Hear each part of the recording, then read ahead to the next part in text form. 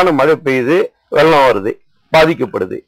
ஆறுகள்ல தூர்வாரும் பணி நடந்ததாக கணக்கு எழுதப்படுகிறதே தவிர தூர்வாரும் பணி நடைபெறவில்லை. முழுமையாக நடைபெறாமல் தூர்வாரும் பணி அரைக்குறையாக செய்வதனால் இழப்பு ஜாஸ்தி. ஒரு இடத்தில் தூர்வாரப்பட்டு ஒரு இடத்தில் தூர் வாரப்படாமல் கிடந்தால் இந்த வெள்ளம் வரும்போது வேகமா இந்த தூர் வாரப்படாத இடங்களில் தேங்கி அந்த பகுதியில் இருக்கிற கரைகளை உடைக்குது. எப்பொழுதுமே இந்த டிசா புயலின் போது எந்தெந்த ஆறு எந்தெந்த இடத்துல உடைப்பு ஏற்பட்டதோ இந்த வெள்ள காலத்திலையும் அதே ஆறு அதே இடத்துல உடைப்பு எடுக்குது.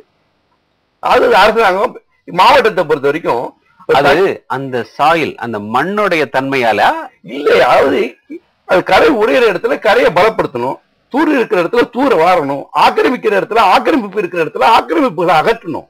அரசாங்கம் செய்யறது இல்லை. ஆண்டுதோறும் இதுக்காக உலக வங்கி நிதி உதவி, ஏசியன் டெவலப்மெண்ட் பேங்க் நிதி உதவி, மத்திய அரசு நிதி உதவி என்று பல ஆயிரம் கோடி தூர்வார பணிக்காக ஒதுக்குறாங்களே. ஒதுக்கிறாங்க. அவங்க அதை மொத்தமா எங்களுடைய மாவட்டத்தில் எடுத்துக்கிட்டீங்கன்னா ஒரு 3 பேருக்கு தான் கான்ட்ராக்ட் விட்டுருக்காங்க. பொதுப்பணித்துறை மூலமா கான்ட்ராக்ட் இந்த தூர்வாரும் பணிக்கு விட்டது ஒரே 3 பேக்கேஜ் ஒர்க்குன்னு சொல்லி விட்டுட்டு அதை பினாமிகள் பேரால செய்ய சொல்றாங்க. அங்க செய்யும்போது என்ன வேலை நடக்குது என்னன்னே தெரியறதில்லை. ஒரு 25% அல்லது 30% மேல பணிகளே நடைபெறதில்லை. உதாரணத்துக்கு எடுத்துக்கிட்டீங்கன்னா இப்ப அண்மையில எங்க தலைஞாயிறு பகுதியில நாகை மாவட்டத்துல தலைஞாயிறு பகுதியில ஹரிச்சந்திர நதினு ஒரு நதி, அந்த நதியில உடைப்பு ஏற்பட்டுச்சு.